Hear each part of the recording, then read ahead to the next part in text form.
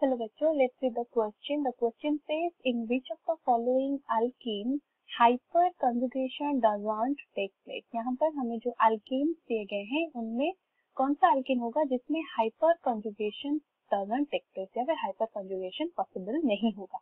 Key concept here is the hyperconjugation.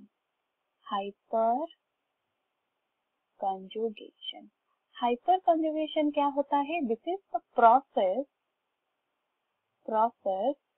in which delocalization of electrons takes place.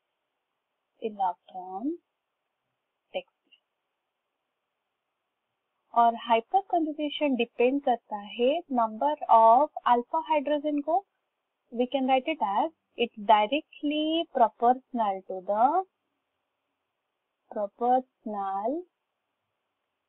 the number of alpha hydrogen. So एक compound में हाइपरकॉन्जुगेशन होने के लिए there should be or there must be presence of alpha hydrogen. तो अभी समझते हैं alpha hydrogen क्या होता है. अल्फा हाइड्रोजन मीन्स पहले अल्फा कार्बन हम किसको बोलेंगे? द कार्बन और the first carbon attached with functional group is the alpha carbon and the hydrogen attached with alpha carbon is alpha hydrogen.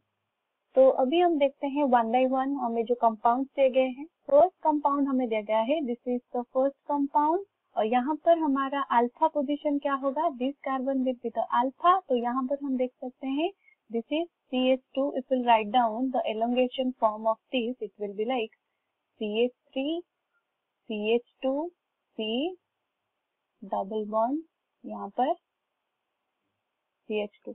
तो अल्फा कार्बन हमारा ये होगा with alpha hydrogen is number of alpha hydrogen is 2. तो यहाँ पर हमारा hyper conjugation हो सकता है. हम इस कंपाउंड में हाइपर कंजुगेशन करते हैं तो किस तरह से होगा? CH3 यहाँ पर 2 alpha hydrogen present, CH double bond CH2.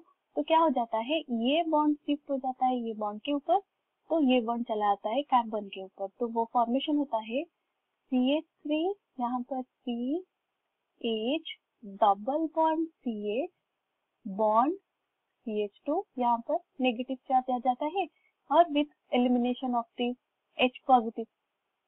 इसका hyperconjugation process. Hyperconjugation जैसे कि हाइपर कंजुगेशन के लिए हमने यहाँ पर क्या देखा? There should be presence of the alpha hydrogen. यहाँ पर ये अल्फा हाइड्रोजन रिमूव होके या फिर डिलोकलाइज होके हमारा हाइपर कंजुगेशन शो करता है. तो this compound is able to formation of the hyperconjugation process. Coming to second one, the given compound is, this is the compound यहाँ पर double bond. So let's write down इसका elongation form क्या होगा? CH3 C double bond C CH3. तो यहाँ पर this is the elongation form of this compound, given compound. तो यहाँ पर हम देख सकते हैं this is the alpha carbon, ये भी alpha carbon with attached with hydrogen. तो ये हमारा alpha hydrogen are present. तो alpha hydrogen होने की वजह से it is possible over here for the hyperconjugation. So next compound is given as double bond, here two groups. So it can be written as CH3 यहाँ पर CH3 and CH3. और यहाँ पर भी हम देख सकते हैं नंबर ऑफ अल्फा कार्बन, ये हमारा अल्फा कार्बन होंगे क्योंकि वो डायरेक्टली अटैच्ड हुआ है with double bond with presence of alpha hydrogen, तो अल्फा हाइड्रोजन होने की वजह से ये भी हाइपर कंजुगेशन कर सकता है। Fourth compound is given as, this is the fourth compound, let's see, yes, compound is CH, double bond CH with this group.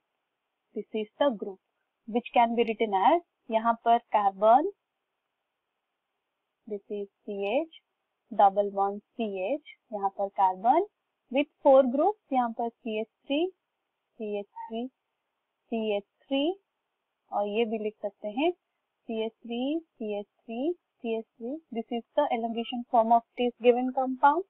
So let's find out over here the alpha carbon. Alpha carbon means ये हमारा alpha carbon होगा. But in this alpha carbon there will be no hydrogen, no alpha hydrogen present. और alpha hydrogen ना होने की वजह से ये हमें hyper conjugation नहीं कर सकता. That means among the given compound A, B, C, D जो hyper conjugation नहीं कर सकता or this compound where hyperconjugation doesn't take place, that will be option D, due to absence of alpha hydrogen. I hope you have understood it well. All the best.